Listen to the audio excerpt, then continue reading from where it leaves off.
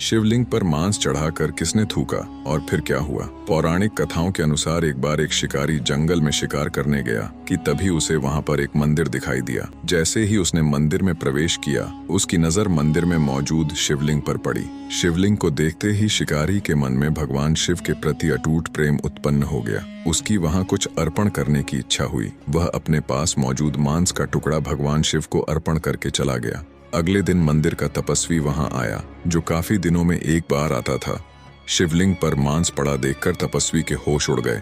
उसने तुरंत मांस को हटाया और भगवान से माफी मांगने लगा। तपस्वी पूजा अर्चना करके वापस चला गया। शिकारी हर रोज मंदिर आता और शिवलिंग पर मांस अर्पण करता और भगवान से घंटों अपने मन की बात कहता। एक दिन शिकारी ने देखा कि शिवलिंग पर धूल जमी हुई है। वह जंगल में मौजूद झरने के पास गया और भोलेपन में अपने मुंह में पानी भरा और उसी पानी से शिवलिंग की सफाई करने लगा। तपस्वी जब वापस आया तो शिवलिंग पर मांस और थूक देखकर उसे घृणा होने लगी। वह रोते हुए बोला, हे भोलेनाथ, ये कौन पापी मनुष्य है जो हर रोज आपको अपमानित करता है?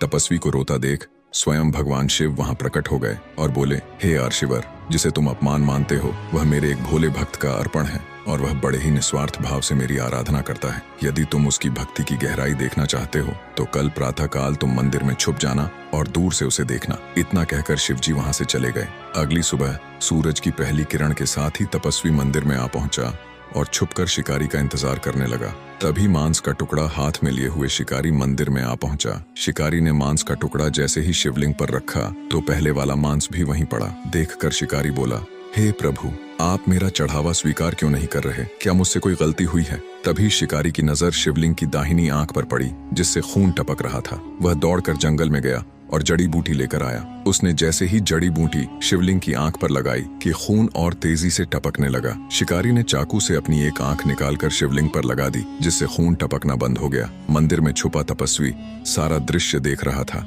तभी शिवलिंग की दूसरी आंख से खून निकलना प्रारंभ हो गया। शिकारी ने सोचा, अगर मैं अपनी दूसरी आंख निकाल दूंगा तो बिना देखे उसे शिवलिंग पर कैसे लगाऊंगा। उसने अपना एक पैर शिवलिंग की दूसरी आंख पर रखा और अपनी दूसरी आंख निकालने ही वाला था कि भगवान शिव वहां प्रकट हो गए। भगवान शिव को अपने सामने देखकर शिकारी उनके चरणों में गिर पड़ा। शिव जी ने अपने भोले भक्त को आंख लौटा दी। ये कहानी अगर आपको अच्छी लगी है तो कमेंट में हर हर महादेव जरूर लिखें।